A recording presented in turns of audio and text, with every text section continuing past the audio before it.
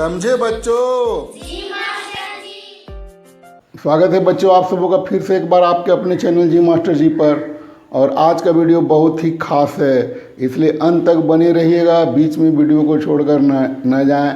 और यदि आप चैनल पर नए हैं तो चैनल को सबसे पहले सब्सक्राइब कर लें और सब्सक्राइब करने के बाद बेल आइकन को ज़रूर प्रेस करें ताकि आने वाला वीडियो सबसे पहले आप तक पहुंच सके। हाँ तो बच्चों आज का वीडियो प्रारंभ करते हैं। और आज हम हैं वर्गमूल निकालने की विधि के अंतर्गत भाग विधि द्वारा वर्गमूल निकालना। लास्ट वीडियो में हम लोगों ने अभाज्य गुणनखंडन विधि से वर्गमूल निकालने को सीखा था, तो आज सीखते हैं। इसके लिए एक संख्या लेते हैं बच्चों 256, ठीक है। तो अब 256 में कितने अंक है बच्चों? तो 256 में 3 अंक हैं, हम जोड़ा लगाते हैं तो ऐसे दो जोड़ा मिले, दो अंक का, ऐसे 0 है तो कोई अंतर नहीं है, लगा ही देंगे या ना लगाएंगे तो भी कोई अंतर नहीं है। पर हमको ये यहाँ से पता चलेगा कि 256 के वर्गमूल में 2 अंक होंगे, क्योंकि 2 जोड़े बन रहे हैं तो इसके लिए 2 अंक मिलेंगे उसके वर्गमूल में, ठीक है। तो वर्गमूल निकालने का तरीका वही है हमारा भाग विधि से। जैसे भाग के लिए कॉलम खींचते हैं, खींच लेंगे।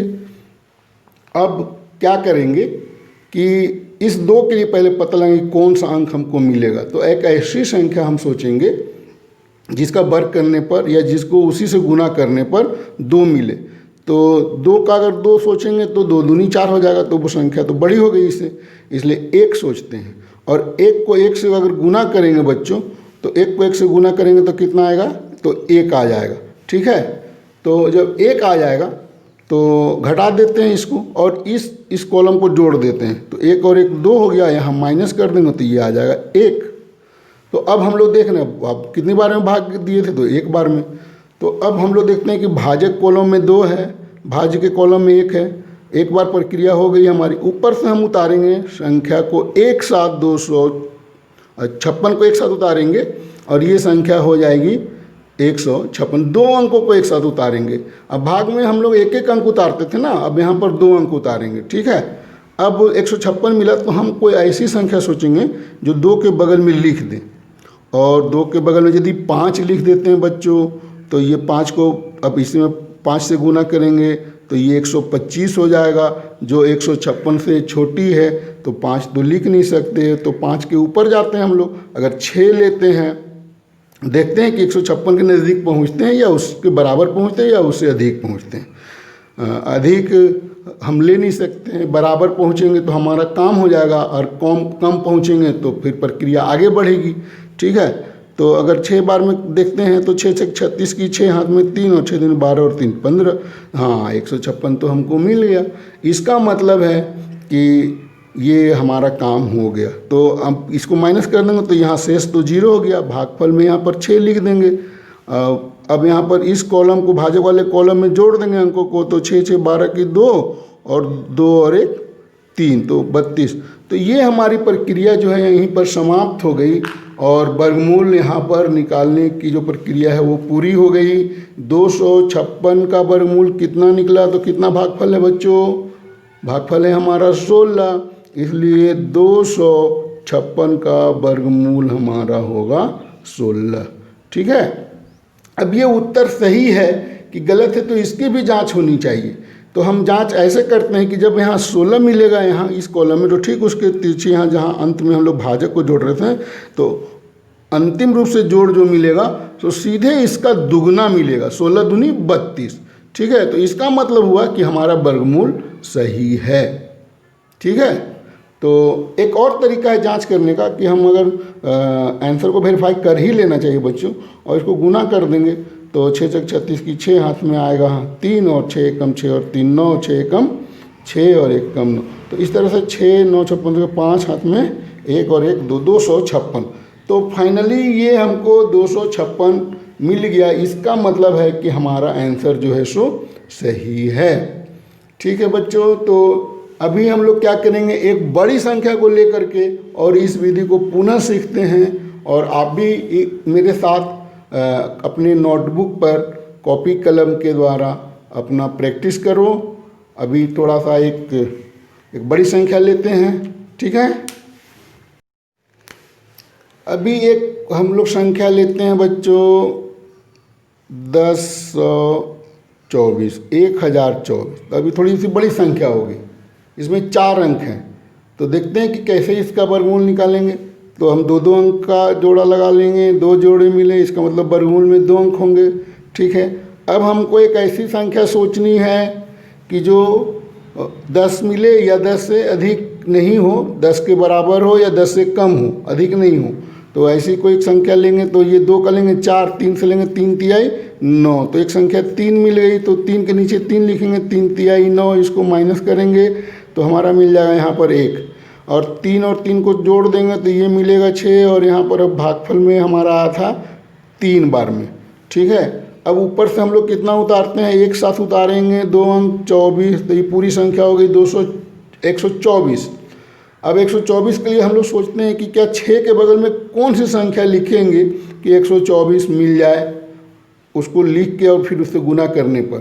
तो अगर 1 लेंगे और 1 से गुना करेंगे तो ये हमारा 61 ही मिलेगा, तो कम है। 2 के लिए देखते हैं बराबर पहुंच पाते हैं कि नहीं।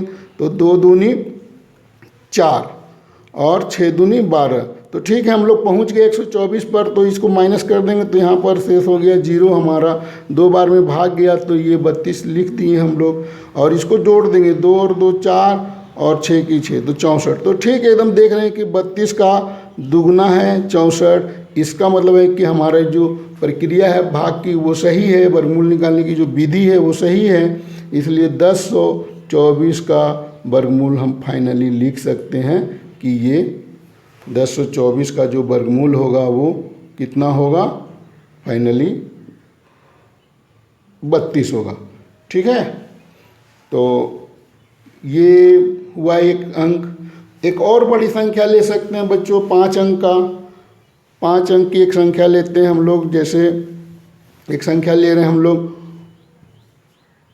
15,625, एक बड़ी संख्या है। ठीक है, अब यहाँ पेयर करते हैं, एक पेयर, दूसरा, एक तीसरा जोड़ा। तो 3 जोड़े माने 3 अंक मिलने वाले हैं। 1 के लिए हम लोग करते हैं 1 से 1 में भागा देंगे, 1 1 कम 1 की माइनस हो जाएगा, तो ख़त्म हो गया। और 1 और 1 2, इसको जोड़ देते हैं, ऊपर से उतारेंगे, ये 0 हो गया, ऊपर से उतरेगा 56 एक साथ। अब 2 के बगल में कौन सी संख्या लिखे कि 56 मिलेगा। तो अगर हम 3 लिख देंगे तो 23 तिया 69 हो जाएगा। इसे 3 लिख देंगे, इसको 3 से गुना करेंगे तो 69 हो जाएगा, तो ये तो चलेगा नहीं।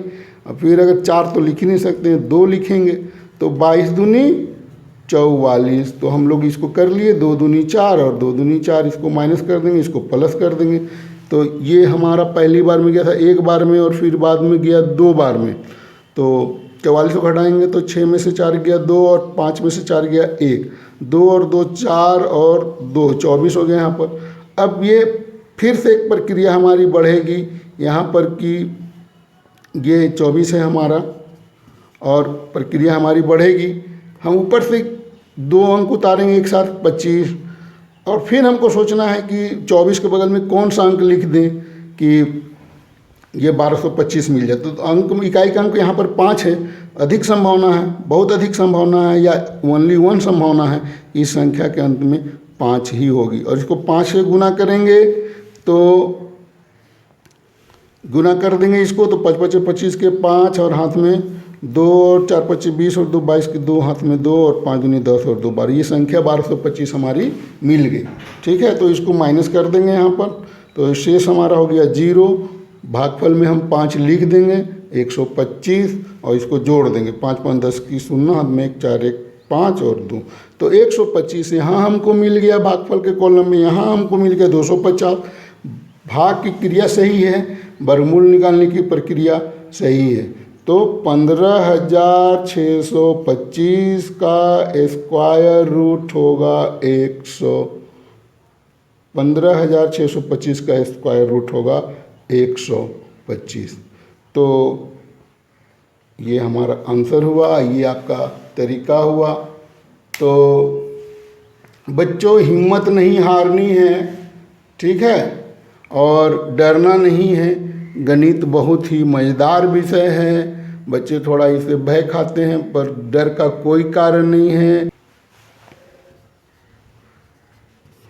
बच्चों आपके लिए होमवर्क मिलता है कि आपको वर्गमूल निकालना है 625 एक, और दूसरा है 4096। ठीक है बच्चों, तो आपको ये इसके आंसर जो है सो बनाकर कहाँ भेजने हैं? व्हाट्सएप ग्रुप पर दिगी साथ, आपको पता है बच्चों।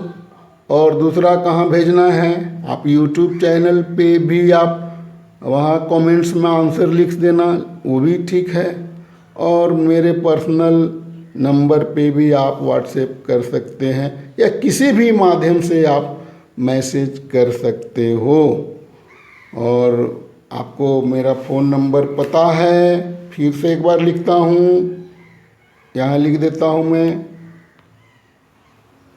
ये नंबर है मेरा 91 134 58 505।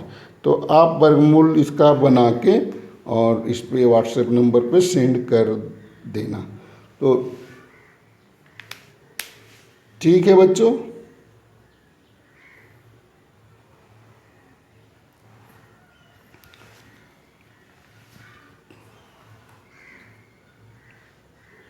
तो आज का वीडियो यहीं समाप्त होता है।